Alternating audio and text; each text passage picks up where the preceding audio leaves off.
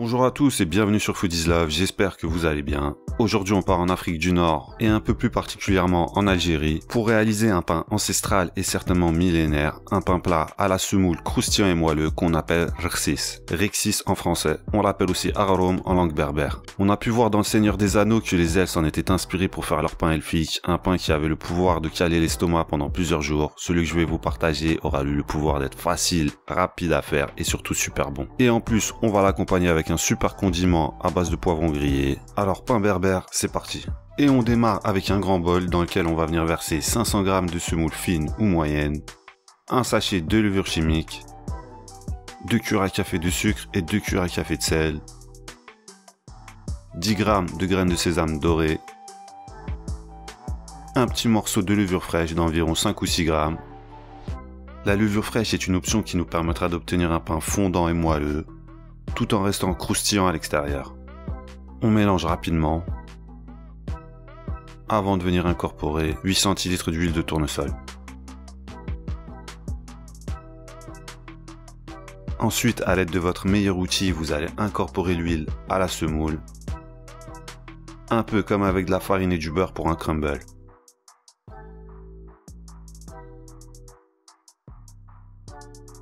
Une fois que la semoule a entièrement incorporé l'huile, on va venir l'humidifier avec 25 cl d'eau tiède qu'on ajoutera progressivement. On malaxe la semoule en même temps qu'on ajoute l'eau jusqu'à ce qu'on obtienne une pâte. Une fois la pâte obtenue, vous pouvez continuer à la pétrir sur votre plan de travail quelques minutes jusqu'à ce que l'humidité soit entièrement absorbée par la semoule. Ensuite, on réalise une boule qu'on va laisser reposer 5 minutes pour s'assurer que la semoule ait bien absorbé toute l'humidité. Et pendant ces 5 minutes, on va remplir un plat pour le four avec des poivrons, verts, rouges, jaunes, peu importe. Mettez ceux qui vous font plaisir et envoyez-les sous le gris de votre four jusqu'à ce que leur peau commence à noircir. Et si un barbecue est dans les parages, n'hésitez pas à vous en servir, ça sera meilleur que le four. Je vais maintenant diviser ma pâte en 3 pâtons. Il est également possible de la diviser en seulement 2 pâtons. Tout dépendra du diamètre que vous souhaitez obtenir, mais on dépendra surtout du diamètre de la surface de cuisson qu'on va utiliser. Les pâtons sont bien secs et bien moelleux. Après la division, on reforme des boules.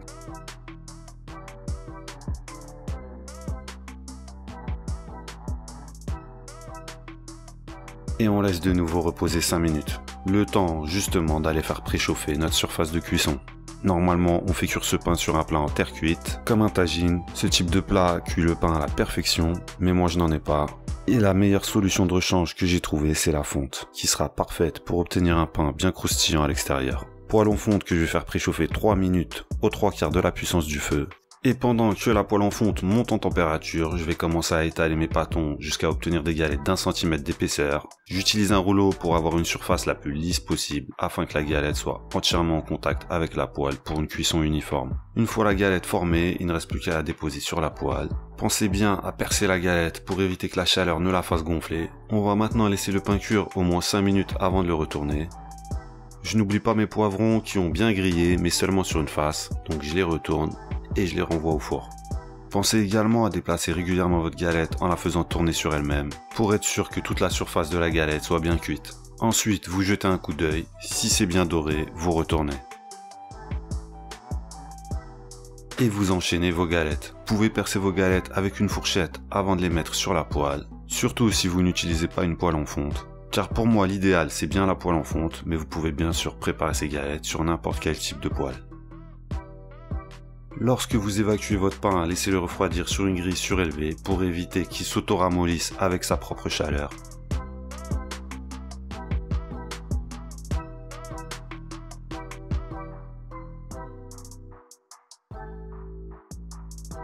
De l'autre côté, j'ai mes poivrons qui sont entièrement rôtis et grillés. Je vais les récupérer et les placer dans un plat que je vais filmer très hermétiquement pour que la vapeur ne s'échappe pas, ce qui va faciliter l'épluchage de la peau grillée des poivrons lorsqu'ils auront refroidi. Je vous conseille cette méthode plutôt que celle du sac de congélation, ça permet d'éviter de mettre en contact les poivrons avec le plastique. On les laisse refroidir au moins un quart d'heure. Pendant ce temps-là, on va découper le pain pour le service mais également pour qu'il refroidisse plus vite. Bien entendu, comme pour tous les pains, il est préférable de le consommer rapidement après la cuisson. On a obtenu un pain très croustillant à l'extérieur et très moelleux à l'intérieur. Tout ça pour un temps de préparation et de cuisson inférieur à 30 minutes, donc recette est claire. Si vous souhaitez le préparer quelques heures à l'avance, pour le garder frais et croustillant, emballez-le dans un torchon propre. On va maintenant pouvoir éplucher nos poivrons, la peau va tomber toute seule, comme pour nous après un coup de soleil.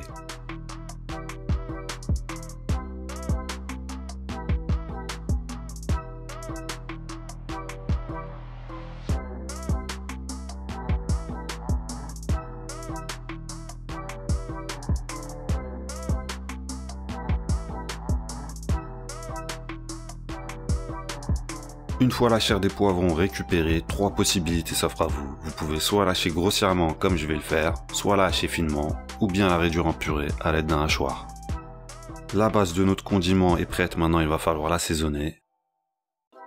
Et pour ça je vais faire sauter dans une poêle avec de l'huile d'olive, 2 tomates découpées en morceaux, un oignon émincé, 3 gousses d'ail. Et comme je vous l'avais dit pour la mahjouba, les piments c'est facultatif, mais il faudra quand même en mettre. On fait poêler tout ça à feu moyen vif pendant une dizaine de minutes, en gardant un œil sur l'ail, qu'il faudra retourner régulièrement pour ne pas qu'il brûle. Et bien sûr, de manière générale, il faudra surveiller et remuer tout le monde. On veut que ce soit doré, mais on ne veut pas que ça brûle. On assaisonne avec du sel.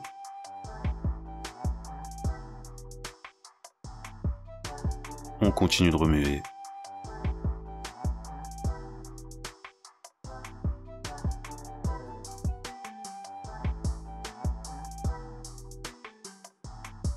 En toute fin de cuisson, on assaisonne avec du poivre.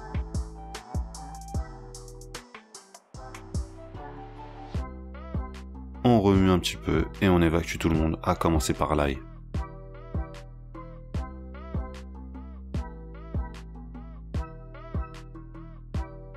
On pense à retirer la queue des piments. Et on passe tout le monde au hachoir.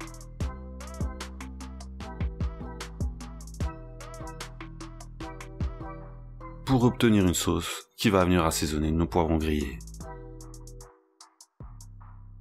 On complète avec 3 ou 4 cuillères à soupe d'huile d'olive.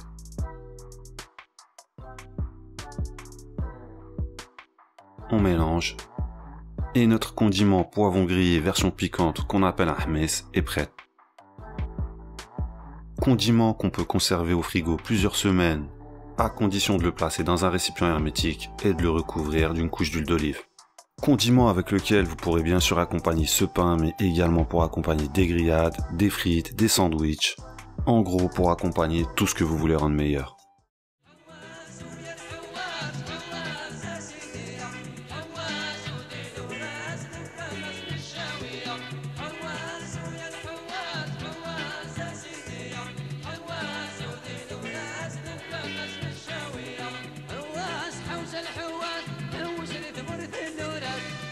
J'espère que ce petit voyage dans les Aurès vous aura plu. N'hésitez pas à me le faire savoir dans la barre des commentaires et dans la barre des likes. Et je vous donne rendez-vous à la prochaine vidéo pour une nouvelle recette. Ciao!